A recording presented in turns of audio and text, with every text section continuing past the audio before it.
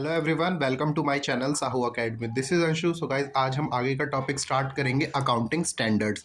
तो accounting standards क्या होता है, इससे पढ़ने से पहले मैंने आपको फर्स्ट पार्ट करा दिया है जिसमें मैंने आपको बेसिक बताया था फाइनेंशियल अकाउंटिंग का। उस वीडियो का लिंक आपको डिस्क्रिप्शन बॉक्स में मिल जाएगा। चलिए स्टार्ट करते हैं अकाउंटिंग स्टैंडर्ड। तो अकाउंटिंग स्टैंडर्ड क्या है? Accounting standards are a set of guidelines and principles that governs and prepare that governs the preparation, presentation and reporting of financial statement। तो देखिए यहाँ पर क्या बताया गया है कि अकाउंटिंग स्टेटमेंट क्या है? Set of guidelines and principles हैं, यानी बहुत सारे गाइडलाइंस हैं, प्रिंसिपल्स है, लॉज है जो कि बताते हैं हमें किस तरीके से अपने फाइनेंशियल स्टेटमेंट को प्रिपेयर करना है, प्रेजेंट करना है और कैसे रिपोर्ट करना है। These standards ensure consistency, transparency and comparability of financial information across different organizations and industries, which helps stakeholders जैसे कि investor, creditors, regulators to make informed decision। यानी अकाउंटिंग स्टैंडर्ड्स, आपको बस इतना ध्यान रखना है कि क्या है, सेट ऑफ गाइडलाइंस है, प्रिंसिपल्स हैं जो कि बताते हैं हमें अपने फाइनेंशियल स्टेटमेंट को किस तरीके से प्रिपेयर करना है, प्रेजेंट करना है, रिपोर्ट करना है। और ये जो स्टैंडर्ड है वो क्या इंश्योर करते हैं कि वहाँ पर कंसिस्टेंसी हो, ट्रांसपेरेंसी हो, उसे हम कंपेयर कर सकें किसी दूसरे ऑर्गेनाइजेशन के फाइनेंशियल स्टेटमेंट के साथ या किसी दूसरी इंडस्ट्री के फाइनेंशियल स्टेटमेंट के साथ, जिससे कि क्या होगा, हेल्प मिलेगा हमारे क्रेडिटर को, इन्वेस्टर को, रेगुलेटर्स को कि वो डिसीजन ले सके। चलिए आगे बढ़ते हैं। नेक्स्ट हमारा बेनिफिट्स ऑफ एएस। बेनिफिट क्या क्या है? तो बेनिफिट की अगर हम बात करें तो सबसे पहला जो हमारा बेनिफिट इसमें दिया गया है वो है easy intra firm and inter firm comparability. मैंने आपको जैसा बताया कि जो एएस है, अकाउंटिंग स्टैंडर्ड है, अगर वो नहीं होते तो क्या होता कि सब कोई जो है अपने अकॉर्डिंग ही अकाउंटिंग कर रहे होते हैं। एक पर्सन इस तरीके से कर रहा है, दूसरी कंपनी इस तरीके से कर रही है, तीसरी कंपनी इस तरीके से कर रही है। अलग अलग डिफरेंट जो है मेथड्स वहाँ पर हो सकते हैं, कंसिस्टेंसी वहाँ नहीं होगी। बट अकाउंटिंग स्टैंडर्ड के होने से क्या होगा, easy intra firm and inter firm. Intra firm की अगर हम बात करें तो अपनी ही कंपनी के पास्ट रिकॉर्ड के डेटा से हम उसको कंपेयर कर सकते हैं। इंटर फर्म में हम किसी दूसरी कंपनी, इंडस्ट्री या दूसरे नेशन की किसी कंपनी से भी हम उसके साथ कंपेयर कर सकते हैं। नेक्स्ट है रिलायबिलिटी एंड क्रेडिटेबिलिटी। रिलायबल है बिकॉज जो हमने अकाउंटिंग स्टैंडर्ड से जो भी हमारी अकाउंटिंग इंफॉर्मेशन बनी है वो क्या होगी, सेम होगी, इसलिए वो ज़्यादा रिलायबल है और क्रेडिटेबिलिटी भी उसमें बहुत ज़्यादा है। नेक्स्ट है true and fair view of financial position. इससे अकाउंटिंग स्टेटमेंट से बनी जो हमारी अकाउंटिंग स्टैंडर्ड से जो बनी हुई हमारी स्टेटमेंट है, फाइनेंशियल रिकॉर्ड्स है, उससे क्या होगा, हमें ट्रू एंड फेयर व्यू मिलेगा फाइनेंशियल पोजीशन का। ये करता है improve the quality of financial reporting. यानी जैसे कि एएस में बताया गया है कि इस तरीके से आपको फाइनेंशियल रिपोर्टिंग करनी है, फाइनेंशियल रिकॉर्ड्स आपको बनाने हैं, तो इसकी क्वालिटी को भी मेंटेन रखता है। एफिशिएंसी बढ़ाएगा किसकी, मैनेजमेंट की। तो एफिशिएंसी की बात करें तो ये मैनेजमेंट की एफिशिएंसी किस तरीके से बढ़ाता है, बिकॉज वहाँ पर उन्हें क्लियर पिक्चर मिलता है अपने फाइनेंशियल स्टेटमेंट का, जिससे कि वो एक क्लियर डिसीजन ले सकें। वैल्यू ऑफ अकाउंटिंग इन्फॉर्मेशन, जैसे कि रिलायबिलिटी में मैंने आपको बताया कि जो भी अकाउंटिंग हमारी इन्फॉर्मेशन है उसकी वैल्यू बढ़ेगी, बिकॉज वो हम किसी के साथ कंपेयर कर सकते हैं, अपनी कंपनी के पास रिकॉर्ड के साथ भी उसको कंपेयर कर सकते हैं। यूज़फुल होता है अकाउंटेंट्स के लिए, ऑडिटर्स के लिए काफ़ी यूज़फुल रहेगा फॉर अगर हम बात करें डिसीजन मेकिंग के लिए, या हमें वहाँ पर कॉस्ट देखनी है, रिवेन्यू देखनी है, तो यहाँ पर वो अकाउंटेंट और ऑडिटर्स के लिए ठीक रहता है। नेक्स्ट हमारा reduction of manipulation and frauds. इस यहाँ पर क्या होगा, बहुत कम हो जाते हैं मैनिपुलेट करना, फ्रॉड्स होना काफ़ी कम हो जाएंगे, बिकॉज एएस क्या है, एक गाइडलाइंस है, रूल्स है, उस रूल्स के अकॉर्डिंग हम अपनी प्रिपरेशन कर रहे हैं, तो वहाँ पर काफ़ी कम चांसेस होते हैं कि कोई मैनिपुलेशन या फ्रॉड हो। चलिए आगे बढ़ते हैं। नेक्स्ट हमारा ऑब्जेक्टिव। ऑब्जेक्टिव क्या है, एएस क्यों आया, उसका क्या ऑब्जेक्टिव था? तो to standardise the diverse accounting policies and practices with a view to eliminate the non comparability of financial statement. यहाँ पर क्या है कि अकाउंटिंग पॉलिसी सबने अपनी अलग अलग बनाई हुई है, उनके अलग अलग प्रैक्टिसेस हैं, तो उनको स्टैंडर्डाइज करने के लिए, उसी को एलिमिनेट करने के लिए, अलग अलग ना हो, वहाँ पर वो एएस को लाया गया, जिससे कि हम फाइनेंशियल स्टेटमेंट को ईजिली कंपेयर कर सकें। नेक्स्ट हमारा to facilitate the analysis of financial statement by bringing uniformity. यहाँ पर यूनिफॉर्मिटी किस तरीके से आई, एएस में जो चीज़ें बताई गई वो सभी कंपनी ने उसको अडॉप्ट किया, उसी तरीके से अपने फाइनेंशियल प्रिपेयर करे, रिपोर्ट करे, कम्युनिकेट करे। तो यहाँ पर क्या आई, यूनिफॉर्मिटी आई। To help the users of financial statement in taking और मेकिंग डिसीजन, ये क्या करता है, हेल्प करता है फाइनेंशियल डिसीजन लेने में मैनेजमेंट को। नेक्स्ट है हमारा AS by ICAI, institute of chartered accountant of India में इस तरीके से ये एएस दिए गए हैं। मैंने कुछ यहाँ पर एएस आपको बताए हुए हैं, इसमें से आप कुछ याद भी कर सकते हैं। जैसे एएस 1 में क्या है, डिस्क्लोजर ऑफ फाइनेंशियल पॉलिसीज। वहीं एएस 2 जो है वहाँ पर वैल्यूएशन ऑफ इन्वेंट्रीज के बारे में बताया गया है, कैश फ्लो का बताया गया है एएस 3 में। देन कंटिजेंट बैलेंस शीट की बात करी गई है 4 में। तो इसी तरीके से यहाँ पर आप नीचे देखेंगे अकाउंटिंग फॉर इन्वेस्टमेंट जो है यहाँ पर दिया गया है 13 में, बोरोइंग कॉस्ट 16 में। तो ये कुछ मैंने यहाँ पर एग्जाम्पल के साथ आपको बताया हुआ है, तो इसको भी आप पढ़ सकते हैं। आगे बढ़ते हैं। नेक्स्ट हमारा आईएफआरएस, कि आईएफआरएस क्या होता है। आईएफआरएस जैसे कि मैंने आपको बताया अकाउंटिंग स्टैंडर्ड ही है, बट ये आईएफआरएस किसने डेवलप किया था, इंटरनेशनल अकाउंटिंग स्टैंडर्ड बोर्ड्स ने ये आईएफआरएस बनाया है। International accounting standard board IASB। IFRS is widely adopted by companies around the world, especially in Europe, Asia and other region। तो IFRS को क्या है, बहुत सारी कंपनी ने अडॉप्ट किया। अभी मैं बताऊंगा कि है क्या, बट बहुत सारी कंपनी ने उसको पूरे वर्ल्ड में अडॉप्ट किया है। उसी तरीके से फाइनेंशियल रिपोर्टिंग वो करते हैं। ये क्या करता है, it provides a global framework for financial reporting focusing on clarity, comparability and transparency.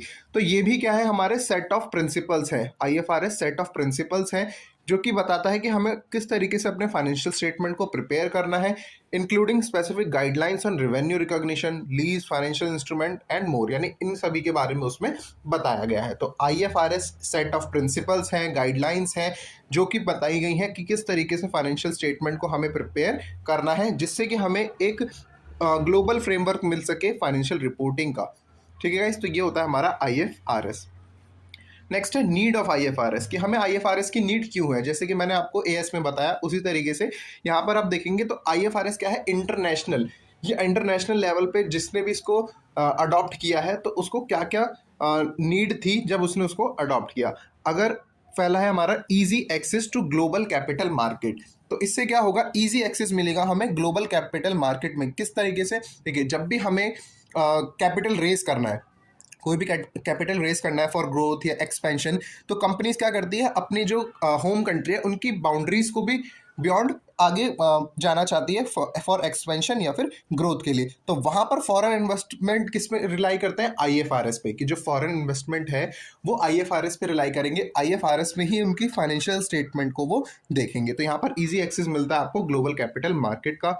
ये मैंने आपको बता ही दिया। Low cost of raising funds हो जाएगा, इजी कंपैरिजन आपको मिलेगा अगर सभी ने IFRS का अडॉप्शन किया हुआ है। तो यहाँ पर क्या आएगा, यूनिफॉर्मिटी उसमें आएगी।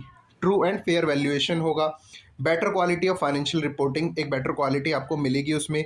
इंक्रीज ट्रस्ट एंड रिलायंस, जो इन्वेस्टर का जो है ट्रस्ट आपके ऊपर बनेगा कि हमारी जो IFRS है उसके अकॉर्डिंग आपने जो है सारी गाइडलाइंस को देखते हुए अपनी फाइनेंशियल रिपोर्टिंग करी है। यहाँ पर डिफिकल्ट टू कमिट फ्रॉड, यहाँ पर जो है फ्रॉड करना भी काफ़ी डिफिकल्ट हो जाएगा, बिकॉज जो ट्रेडिशनल रूल बेस्ड अकाउंटिंग होती है वहाँ पर काफ़ी ज़्यादा फ्रॉड्स के चांसेस होते हैं। बट अगर आप IFRS या कोई भी अकाउंटिंग स्टैंडर्ड यूज़ कर रहे हैं तो वहाँ पर डिफिकल्ट हो जाएगा commit fraud. No multiple reporting, आपको अलग अलग तरीके की रिपोर्ट नहीं बनानी है, आप एक ऐसी रिपोर्ट बनाएंगे जहाँ जो सबके लिए एप्लीकेबल और ईजिली उसको वो ग्रैब कर सके, जो उनको एक सेंस दे। तो ये है हमारा नीड ऑफ IFRS। आगे बढ़ते हैं।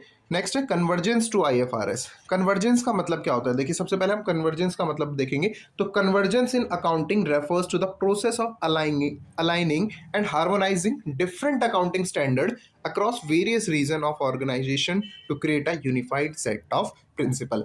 कन्वर्जेंस का मतलब है हम कन्वर्ट कर रहे हैं, यानी हमने बहुत सारे डिफरेंट जो है अकाउंटिंग स्टैंडर्ड देखे पूरे रीजन में, पूरे वर्ल्ड के हमने अकाउंटिंग स्टैंडर्ड देखे, और उनमें से जो हमारे अकाउंटिंग स्टैंडर्ड्स हमें उनमें से ग्रैब करें और एक सेट ऑफ प्रिंसिपल बना लिया कि इन प्रिंसिपल के बेसिस पे हम क्या करेंगे, अपना अकाउंटिंग करेंगे। तो इसी को बोलते हैं कन्वर्जेंस टू IFRS, की IFRS को हम कन्वर्ट्स कर रहे हैं अपने अकॉर्डिंग, हार्मोनाइज कर रहे हैं डिफरेंट अकाउंटिंग स्टैंडर्ड को, जिससे कि हम एक यूनिफाइड सेट ऑफ प्रिंसिपल बना सकें। ये बनाया क्यों गया? The goal is to reduce difference between the accounting framework, इसीलिए कि जिससे कि हमारा जो डिफरेंट अकाउंटिंग फ्रेमवर्क है, किसी कंपनी का कुछ और, किसी कंट्री का कुछ और, उसको रिड्यूस कर सके, जिससे कि इंटरनेशनल आईएफआरएस और gap making financial statement more comparable and easier to understand a global scale. अगर आप आईएफआरएस में कन्वर्ट कर रहे हैं या आप गैप में कर रहे हैं, gap generally accepted accounting principle, ये भी अकाउंटिंग स्टैंडर्ड ही है, तो इससे क्या होगा, आपकी जो फाइनेंशियल स्टेटमेंट है, बिकॉज ये सबसे ज़्यादा एक्सेप्टेड है पूरे वर्ल्ड में, तो इसके अकॉर्डिंग अगर आप उसको कन्वर्ट कर रहे हैं, अपनी फाइनेंशियल स्टेटमेंट को बना रहे हैं, तो ये काफ़ी ज़्यादा कंपेरेबल होगा और इजी टू अंडरस्टैंड होगा ग्लोबल स्केल पर भी। अगर आपने आईएफआरएस को ध्यान में रखते हुए अपनी रिपोर्टिंग करी है, तो आप अगर किसी यूएस के कोई इन्वेस्टर आपको में इन्वेस्ट करना चाहेगा, तो उसको भी काफ़ी ज़्यादा ईजी रहेगा आपके स्टेटमेंट्स को समझना। नेक्स्ट है बेनिफिट्स ऑफ कन्वर्जन। बेनिफिट क्या होगा, जैसे कि मैंने आपको बताया, सबसे पहले बेनिफिट ऑफ इकोनॉमी, इकोनॉमी को बेनिफिट होगा, बिकॉज जो इन्वेस्टर आएंगे वो इन्वेस्टर जो है इजीली उनको फाइनेंशियल स्टेटमेंट समझ आएंगी, तो वो वहाँ पर इन्वेस्ट करेंगे। नेक्स्ट है ट्रांसपेरेंसी एंड कंपेरेबिलिटी। ट्रांसपेरेंट होगा बिकॉज जैसे सेट्स में लिखा हुआ है, रूल्स में लिखा हुआ है, आपने उसी तरीके से वो चीज़ें बनाई हुई है और आप उसको कंपेयर भी कर सकते हैं। Benefits to the investor, investment को बेनिफिट्स, इन्वेस्टर को बेनिफिट मिलेगा, मैंने आपको बता दिया। Easy access to international capital market, same IFRS वाला। Next lower cost of capital, अगर आप कैपिटल रेज करना चाह रहे हैं तो वहाँ के आप अकाउंटिंग स्टैंडर्ड को देखेंगे, समझेंगे, तो वो आपके लिए काफ़ी लो रहने वाला है। बेनिफिट टू इंडस्ट्री, इंडस्ट्री को भी बेनिफिट होगा बिकॉज वहाँ पर ग्रोथ होगी, एक्सपेंशन होगा, बिकॉज नए इन्वेस्टर आ रहे हैं फॉरेन से। चलिए आगे बढ़ते हैं। अब नेक्स्ट हमारा INDAS, इंडियन अकाउंटिंग स्टैंडर्ड। तो जैसे कि हमने IFRS देखा, वो इंटरनेशनल लेवल पे था, ये हमारा इंडियन अकाउंटिंग स्टैंडर्ड जो इंडिया में यूज हो रहा है। तो ये इंडियन अकाउंटिंग स्टैंडर्ड क्या है? Are a set of accounting principle, बहुत सारे अकाउंटिंग प्रिंसिपल का सेट है, गाइडलाइंस का सेट है। किसने बनाया है? ये institute of chartered accountant of India, ICAI, and aligned with the IFRS issued by this. जिससे वो किससे अलाइन कर रहा है? IFRS से। यानी इंडियन एएस क्या है? अकाउंटिंग प्रिंसिपल्स, गाइडलाइंस का सेट है। किसे बनाया है इसने? ICAI ने डेवलप किया है। किसको ध्यान में रखते हुए? IFRS को ध्यान में रखते हुए। और IFRS किसने इशू किया है? IASB, international accounting standard board. Indian AS is intended to bring uniformity and transparency. Goal क्या है यहाँ पर भी इंडियन एएस का? कि यूनिफॉर्मिटी होनी चाहिए, ट्रांसपेरेंसी होनी चाहिए। किसमें? फाइनेंशियल रिपोर्टिंग में, फाइनेंशियल स्टेटमेंट पे इंडिया के। तो इंडिया की जो भी कंपनीज है उनको क्या फॉलो करना है? Indian as. इंडियन एएस में सभी गाइडलाइंस का ध्यान रखते हुए IFRS का, गैप का एक सेट ऑफ प्रिंसिपल रूल्स बनाए गए हैं। ये क्या करेगा? कंपेरेबिलिटी बढ़ाएगा, रिलायबिलिटी बढ़ाएगा फाइनेंशियल स्टेटमेंट की, specially for the companies that operate internationally. ठीक है, तो ये था हमारा इंडियन एएस। आगे बढ़ते हैं हम। नेक्स्ट हमारा अकाउंटिंग प्रोसेस एंड ओवरव्यू। अब यहाँ से हम अकाउंटिंग पर आ रहे हैं धीरे धीरे। अब तक हमने थ्योरी जो है वो बहुत ज़्यादा कवर कर ली है। अब हम आ रहे हैं फर्स्ट पार्ट के अकाउंटिंग पर। अकाउंटिंग प्रोसेस क्या है? मैंने आपको अकाउंटिंग की डेफिनेशन फर्स्ट क्लास में ही बताई थी। अकाउंटिंग क्या है वो इसी को स्टेप्स में यहाँ पर दिया हुआ है। सबसे पहले स्टेप क्या होता है? Source document. आपके पास सोर्स डॉक्यूमेंट होना चाहिए। रिकॉर्ड करने से पहले आपको रिकॉर्ड करना है कि मैंने इलेक्ट्रिसिटी का बिल पे किया अपने बिजनेस का 1000 रुपीज़, तो इसके पास आपका एक एविडेंस होना चाहिए, सोर्स डॉक्यूमेंट होना चाहिए, इनवॉइस हो, रिसिप्ट हो, ये आपके पास होनी चाहिए। नेक्स्ट जनरल लेजर और सब्सिडरी बुक। देन हम उसको जनरल लेजर या सब्सिडरी बुक में रिकॉर्ड कर लेंगे। इसके बाद classifying in ledger to enter the adjustment. कोई अगर एडजस्टमेंट है तो उसकी हम जर्नल एंट्री मारेंगे।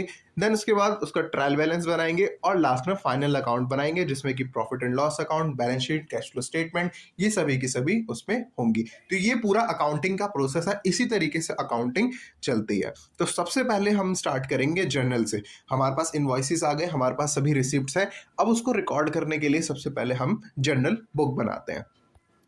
तो नेक्स्ट हमारा जर्नल, जिसको हम जर्नल प्रॉपर भी बोलते हैं।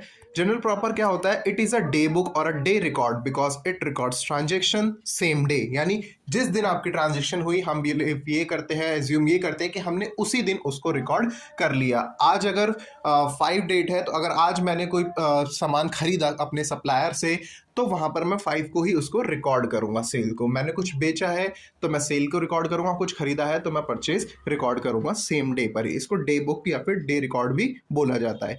क्रोनोलॉजिकल रिकॉर्ड बुक है, यानी जो दिन है उस दिन मैंने आपको रिकॉर्ड किया बिल को, फिर उसके बाद अगले दिन कोई बिल आया मैंने फिर उसको रिकॉर्ड किया। तो ये क्या है, क्रोनोलॉजिकल है, डेट वाइज चलता है। It is a book of original entry. यहाँ पर ओरिजिनल एंट्री जो मेन हमारा पिक्चर देता है वो यही बुक देती है कि हमने क्या खरीदा, क्या बेचा, क्या एक्सपेंस था हमारा, क्या हमें इनकम हुई, ये हम जर्नल बुक से पता कर सकते हैं। तो इसके कुछ रूल्स होते हैं कि क्या किस तरीके से हमें इसको रिकॉर्ड करना है। यहाँ पर दो तरीके से मैंने आपको रूल बताया। सबसे पहले जो हमारे गोल्डन रूल्स होते हैं वो है, गोल्डन रूल्स में सबसे पहले आ जाएगा हमारा टाइप्स ऑफ अकाउंट, जिसमें कि आपका डेबिट और क्रेडिट आएगा। टाइप्स ऑफ अकाउंट, तीन टाइप के अकाउंट होते हैं, personal account, real account and nominal account. Personal account जैसे कि किसी का नाम, कोई भी पर्सन, अब इसमें आर्टिफिशियल पर्सन भी आ सकता है, जैसे कंपनी है वो भी इसी में आएगी। Real, what comes in what, sorry, real में क्या क्या आएगा, सबसे पहले मैं इसकी बात कर रहा हूँ। रियल जो कि रियली में है, जैसे कि असेट्स, आप जिनको फील कर सकते हैं, आप जिनको टच कर सकते हैं, वो सब रियल के अंदर आ जाएंगे। नॉमिनल अकाउंट जैसे कि प्रीपेड हो गया, कोई खर्चा हो गया, ये सारी की सारी चीज़ें आपकी नॉमिनल में आएंगी। अक्रूड, ये सभी आपका नॉमिनल में आएगा। तो पर्सनल का क्या गोल्डन रूल है, पर्सनल में द रिसीवर को डेबिट किया जाएगा, जो भी कुछ रिसीव कर रहा होगा वो डेबिट होगा, एंड क्रेडिट का होगा द गिवर। ये सब आपने पहले भी पढ़ा हुआ है। रियल में what comes in what goes out, अगर मैंने कोई एसेट खरीदा तो मैं उसको, वो मेरे पास आ रहा है तो क्या होगा, डेबिट। मेरे पास क्या जा रहा है, पैसा, तो मैं क्या करूंगा, उसको क्रेडिट। नेक्स्ट है नॉमिनल अकाउंट। नॉमिनल में क्या है, जितने भी लॉस है, जितने भी एक्सपेंस है, हम उसको डेबिट करेंगे, और जितनी भी हमारी इनकम और गेन्स है हम उसको क्रेडिट करेंगे। तो ये गोल्डन रूल्स है अकाउंटिंग के जर्नल एंट्री के लिए। नेक्स्ट ट्रेडिशनल रूल की बात करें तो ट्रेडिशनल रूल में देखिए मैंने इस तरीके से बनाया हुआ है।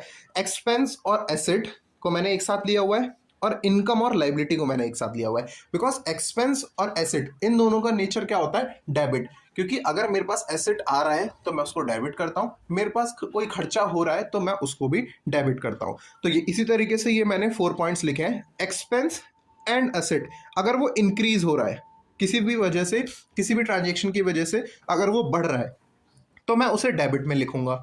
अगर वो किसी चीज़ की वजह से कम हो रहा है तो हम उसको क्रेडिट करेंगे। समझ आया। नेक्स्ट हमारा इनकम एंड लाइबिलिटी। अगर इनकम और लाइबिलिटी इन दोनों में से कुछ भी चीज़ मेरी बढ़ती है तो वो क्रेडिट होगी, अगर कुछ भी चीज़ कम होती है तो वो डेबिट होगी। तो ये हमारे ट्रेडिशनल रूल है कि सबसे अच्छे रूल है, इजी रूल आप यहाँ से कर सकते हैं। बट अगर आपको ये वाले रूल पता है तो आप इनके अकॉर्डिंग भी कर सकते हैं। चलिए आगे देखते हैं। मैंने कुछ क्वेश्चन यहाँ पर लगाए हुए हैं। देखिए ये क्वेश्चन है, जर्नल एंट्री का क्वेश्चन मैंने आपको यहाँ पर दिया हुआ है। चलिए अब इसको सॉल्व करते हैं। चलिए देखते हैं हमारा पहला क्वेश्चन। सबसे पहला जो क्वेश्चन था वो था हमारा कमेंस्ड बिजनेस विद कैश। चलिए स्टार्टिंग से मैं पढ़ता हूँ कि क्वेश्चन में बोला क्या गया था। Enter the following transaction in the general ledger of Shri Pankaj Kukreja. ठीक है, ये जो है हमारे बिजनेस ओनर है, इनका बिजनेस है और इनकी ये कुछ ट्रांजेक्शन है जो कि हमें रिकॉर्ड करनी है। यहाँ पर कुछ ट्रांजेक्शन मैंने देखिए रिकॉर्ड की हुई हैं। चलिए देखते हैं। तो सबसे पहला है हमारा commenced business with cash. Commenced business का मतलब क्या है कि बिजनेस स्टार्ट किया गया है, और बिजनेस स्टार्ट करने के लिए किसका यूज़ किया है, सिर्फ अभी कैश का यूज़ किया है। तो जब भी इस तरीके की ट्रांजेक्शन आपके पास आएगी, कमेंस्ड बिजनेस, स्टार्टेड बिजनेस, तो यहाँ पर हम क्या यूज़ करेंगे, वर्ड कैपिटल। यानी कि वो बिजनेस शुरू कर रहा है, तो जब भी कोई ओनर बिजनेस शुरू करता है, कुछ पैसा लगा रहा है, कुछ भी चीज़ एसेट लगा रहा है, तो वो सभी की सभी चीज़ें हमारी क्या होती है, कैपिटल होती है। और कैपिटल का नेचर क्या होता है, हमेशा क्रेडिट होता है। आप ध्यान रखिएगा, कैपिटल हमेशा क्रेडिट होती है। तो कैपिटल आ गया क्रेडिट साइड में, और डेबिट साइड में हमारा क्या बचा, डेबिट साइड में हमारा बचा है कैश। अगर कैश के अलावा और भी कुछ चीज़ें लगाई होती जैसे कि फर्नीचर या कोई बिल्डिंग, तो हम उसको भी उसके साथ डेबिट में लिखते। तो यहाँ पर सिर्फ कैश दिया हुआ है, तो cash account debit to capital account. यहाँ पर डेबिट में अमाउंट डाल दिया हमने और क्रेडिट में अमाउंट डाल दिया। तो ये फॉर्मेट है पूरा, date, particulars, LF, ledger folio इसको बोलते हैं, डेबिट अमाउंट और क्रेडिट अमाउंट। चलिए, और नीचे यहाँ पर देखिए नरेशन मैंने सिर्फ एक ही पार्ट में लिखी हुई है, तो आपको नरेशन भी लिखनी है इस तरीके से, कमेंस्ड बिजनेस विद कैश। बाकी मैंने नहीं लिखी, बस आपको मैंने समझाने के लिए वहाँ पर बताया है। नेक्स्ट डेट है हमारी जनवरी 2 को। क्या हुआ है, जनवरी 2 को हुआ है डिपॉजिट विद द बैंक। यानी जो भी पैसा हमारे पास था हमने बैंक में जाके उसको डिपॉजिट कर दिया। कितना, 1 लाख रुपीज़। तो यहाँ पर देखिए मैंने आपको रूल बताया था कि जो भी हमारा एसेट होता है अगर वो बढ़ रहा है तो उसको डेबिट करेंगे, कम हो रहा है तो क्रेडिट करेंगे। बैंक, कैश, ये सब क्या है, हमारा एसेट का ही पार्ट है। तो बैंक की वैल्यू जो है बढ़ रही है, बैंक का अमाउंट बढ़ रहा है, बैलेंस बढ़ रहा है, तो हमने उसको क्या करा, डेबिट करा है। बैंक को हमने क्या करा, डेबिट अब डेबिट करने के बाद नेक्स्ट है हमारा क्रेडिट। क्या होगा फिर? दो चीज़ें होती है, या तो एक डेबिट होगा या दूसरा हमारा क्रेडिट होगा। चलिए यहाँ पर देखते हैं। तो सबसे पहले हमारे यहाँ पर दिया गया है कि हमने 1 लाख रुपए बैंक में जमा करे, तो bank account debit to cash account. Next transaction है हमने bought goods from Reema, Reema से हमने गुड्स खरीदे, तो purchase account debit to Reema, Reema से हमने गुड्स खरीदे हैं, वो हमारा क्रेडिटर है, तो इसलिए वो हमेशा क्रेडिट होगा। चलिए तो आगे हमारा sale sold good to Samita, Samita को हमने गुड सेल करे, सेल क्या है हमारी? इनकम, इनकम बढ़ रही है, वो क्या होगी? क्रेडिट होगी, तो सेल हमारा क्रेडिट पे आ गया। समीता हमें उससे पैसा लेना है, डेटर है, तो वो डेबिट पे आएगा, समीता डेबिट टू सेल। इसके बाद नेक्स्ट है हमारा, हमने क्या करा? गुड्स परचेज किया, purchase goods for cash, cash में खरीदा, तो purchase account debit to cash. वहां पर नेम दिया था, कैश नहीं दिया था, इसलिए हमने रीमा का हमने वहां पर नाम लिखा था।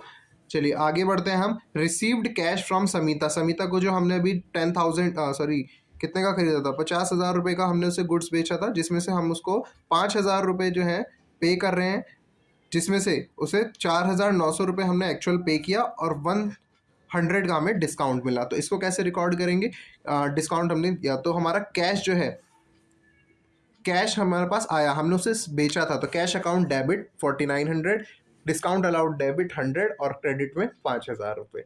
नेक्स्ट रीना, रीमा से हमने क्या करा था? गुड्स परचेज किया था, तो उसको हम डेबिट करेंगे, और क्रेडिट में क्या आएगा? बैंक, और कितना हमें डिस्काउंट मिला वो। तो हमने देखिए जो एक्चुअल में पे किया वो 35,000 किया, 200 का मुझे डिस्काउंट मिला। जस्ट इसका अपोजिट है, वहाँ पर मैंने उसको बेचा था तो मुझे पैसा मिल रहा था, और कुछ पैसा मुझे कम मिला, तो वो मेरा डिस्काउंट अलाउड खर्चे में चला गया। यहाँ पर मैंने उसे बेचा था, यहाँ पर मुझे पैसा मैंने उसे क्या करा था? रीना से खरीदा था, तो यहाँ पर अब मुझे क्या करना है? उसे पैसा देना है, तो देने के लिए मैंने यहाँ पर 35,000 उसको दिया और 200 रुपये मेरा डिस्काउंट हो गया। नेक्स्ट रीमा ने क्या करा? पेड, नेक्स्ट हमारा ये हो गया। इसके बाद है return damaged goods to Reema, Reema को जो भी डैमेज गुड्स थे, वो कुछ गुड्स हैं खराब आ गए थे, मैंने उसको रिटर्न करा, तो उसकी एंट्री होगी Reema debit to purchase return. Purchase जब भी हम खरीदते हैं तो उसको डेबिट करेंगे, जस्ट उसका अपोजिट अगर उसको वापस कर रहे हैं तो परचेज रिटर्न कहाँ आ जाएगा? क्रेडिट साइड में। ऐसे ही Samita returns damage goods, Samita को हमने सेल किया था, जिसमें से कुछ गुड्स जो है डैमेज है, उसने हमें वापस कर दिए। सेल करी थी तो हमने क्या करा था? क्रेडिट। अब जब हमारा यहाँ पर सेल रिटर्न हुआ है तो वो क्या होगा? डेबिट। नेक्स्ट सैलरी पे करी, तो salaries account debit to cash. Next है हमारा paid house tax, house tax pay किया है, तो हाउस टैक्स क्या है? बिजनेस का एक्सपेंस नहीं है, पर्सनल एक्सपेंस है ओनर का। तो जब भी पर्सनल एक्सपेंस हो ओनर का, बिजनेस से पैसा जा रहा हो, तो उसको हम क्या कहेंगे? ड्रॉइंग्स। तो drawings account debit to cash account, because हमारे यहाँ से कैश जा रहा है। इसके बाद हमने स्टेशनरी खरीदी, स्टेशनरी ऑफिस एक्सपेंस है, खर्चा है, स्टेशनरी अकाउंट डेबिट, हमारे पास से क्या गया? पैसा टू कैश। ठीक है गाइस। नेक्स्ट हमारा last carriage outward, paid for carriage outward. Carriage क्या होता है? कोई भी सामान हमें कहीं से एक जगह से दूसरी जगह पहुंचाना है, लाना है, तो उसके बीच जो ट्रांसपोर्टेशन कॉस्ट लगती है उसको हम कैरेज बोलते हैं। तो कैरेज भी हमारा क्या है? खर्चा है, एक्सपेंस है, तो एक्सपेंस बढ़ रहा है, डेबिट होगा। Carriage outward account debit to cash. अब देखिए यहाँ पर नीचे मैंने टोटल करा नहीं है, तो आपको क्या करना होता है? लास्ट में डेबिट का टोटल और क्रेडिट का टोटल ये हमेशा इक्वल होना चाहिए। तो ये थी हमारी जर्नल एंट्री का आंसर। इसके बाद मैं आपको एक और क्वेश्चन दे रहा हूँ जिसको आप खुद सॉल्व करेंगे। सो गाइज ये वो क्वेश्चन है जो कि आपको खुद सॉल्व करना है। यहाँ पर कुछ एंट्रीज दी गई हैं, इन एंट्रीज को आपको सॉल्व करना है। अराउंड 25 या 26 ट्रांजेक्शन है, जैसे मैंने आपको बताया उसी तरीके से आपको इसमें रिकॉर्ड करना है। अगर आपको किसी भी एंट्री में डाउट होता है तो कमेंट सेक्शन में उस एंट्री को आप लिख सकते हैं, मैं उसका आंसर बता दूंगा। चलिए इसके बाद नेक्स्ट हमारी जर्नल एंट्री है, इसको देख लेते हैं। नेक्स्ट जो जर्नल एंट्री है ये है ओपनिंग की एंट्री, कि किस तरीके से आपको ओपनिंग एंट्री में बता रहा हूँ। तो मैं सिर्फ आपको ये फर्स्ट वाला जो पार्ट है ये वाला बता रहा हूँ, बिकॉज मैंने इसके नीचे वाले पार्ट क्लियर कर दिया है ये सारी चीज़ें। अभी जो है सिर्फ ये वाला पार्ट देखेंगे कि यहाँ पर जब भी ट्रांजेक्शन ओपनिंग बैलेंस से आ रही हो तो वो किस तरीके से रिकॉर्ड होती है। तो देखिए यहाँ पर क्वेश्चन दिया हुआ है cash account debit, cash account debit. देखिए कैश इन हैंड, चलिए स्टार्टिंग से क्वेश्चन पढ़ते हैं एक बार। On January 20 the following ledger balances of Shri Ramchandra.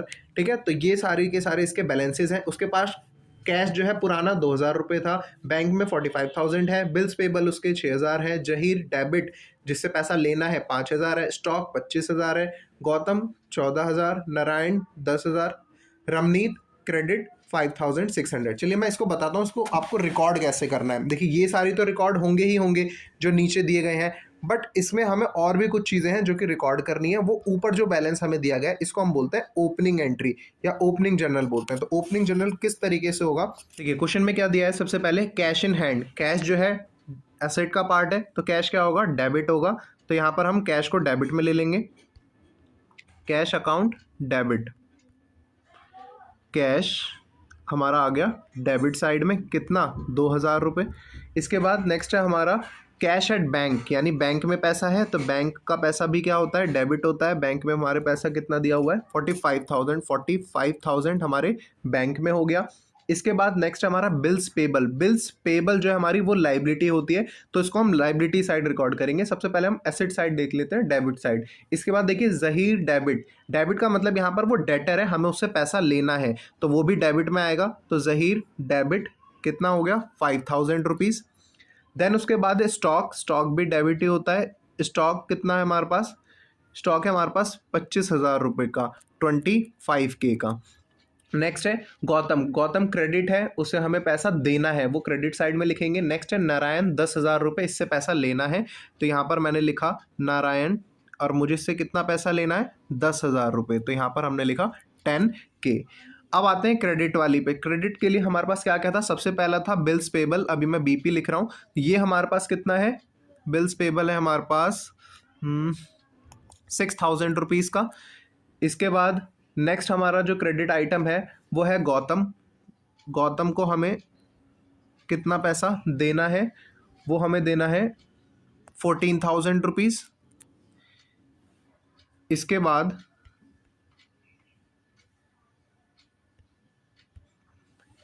Gautam हो गया।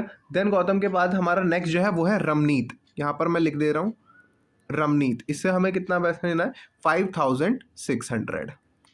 अब देखिए यहाँ पर मैंने ना आपको शॉर्ट में बता दिया किस तरीके से आपको ओपनिंग एंट्री रिकॉर्ड करनी है, बट जो हमारा बैलेंस होगा डेबिट का और क्रेडिट का वो क्या होना चाहिए, सेम होना चाहिए। तो जहाँ पर भी डिफरेंस आएगा, अब हम उसको देखते हैं कि डेबिट साइड में डिफरेंस बच रहा है कि क्रेडिट साइड में डिफरेंस बच रहा है। तो जितना भी हमारा डेबिट साइड है सबसे पहले हम उसे टोटल करेंगे। तो देखिए सबसे पहले हमारे पास देखिए कैश आया हुआ है, कैश आया हुआ है 2000 रुपीज़ का, तो हमने इसको डेबिट किया 2000 रुपीज़ कैश, प्लस इसके साथ हमारा बैंक था 45,000 का, उसको ऐड करेंगे। जहीर 5,000 रुपये था। देन उसके बाद स्टॉक था 25,000 रुपये का। इसके बाद नारायण था 10,000 रुपये का। तो यहाँ से हमारा जो टोटल बनता है वो डेबिट का टोटल बन रहा है 87K, ये हमारा डेबिट का टोटल है। अब इसमें से क्रेडिट के टोटल हमें देख के पता चल रहा है कम है, तो इसको हम माइनस कर देते हैं। क्रेडिट का टोटल सबसे पहले 6,000 रुपये BP बिल्स पेबल, इसके बाद गौतम 14,000 माइनस रमनीत 5,600। देखिए डिफरेंस हमारा कहाँ बच रहा है 61,400 का क्रेडिट साइड में, 61,400 का डिफरेंस ये हमारा बच रहा है क्रेडिट साइड में। अब ये जो 61,400 का डिफरेंस हमारा बच रहा है तो वो भी यहीं आएगा, यहीं हम लिखेंगे to capital.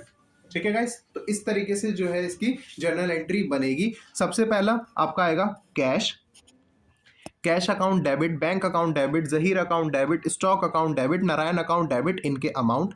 Next to bills payable 6,000 रुपये, टू गौतम 14,000 रुपये। ठीक है, इसके बाद टू रमनीत 5,600। बाकी का बचा हुआ बैलेंस हम शो करेंगे as a capital, to capital 61,400। ठीक है, तो ये था हमारा डिफरेंस जब हमारा क्रेडिट साइड में बच रहा हो। अगर हमारा डिफरेंस डेबिट साइड में आता तब हम वहां पर जो यूज़ करते हैं उसको बोलते हैं हम गुडविल। तो क्रेडिट में हमने देखा कि अगर डिफरेंस बचता है तो कैपिटल यूज़ होगा, और वहीं अगर डिफरेंस डेबिट में बच रहा है तो गुडविल अकाउंट यूज़ होगा। चलिए, तो आज की क्लास हम यहीं पर एंड करते हैं। जो मैंने आपको क्वेश्चन दिया वो उसको आपको सॉल्व करना है। नेक्स्ट क्लास में हम देखेंगे लेजर कैसे बनता है, सब्सिडरीज बुक किस तरीके से बनती है, इसके बाद हमें आगे देखना trial balance and final account, तब जाके हमारा जो यूनिट 1 है वो कवर हो जाएगा। चलिए, तो क्लास हम यहीं पर एंड करते हैं। अगर आपको क्लास अच्छी लगी तो वीडियो को लाइक करिए, चैनल को सब्सक्राइब करके बेल आइकन प्रेस करिए ताकि आपको सभी वीडियोज़ का नोटिफिकेशन सबसे पहले मिल जाए। Thank you.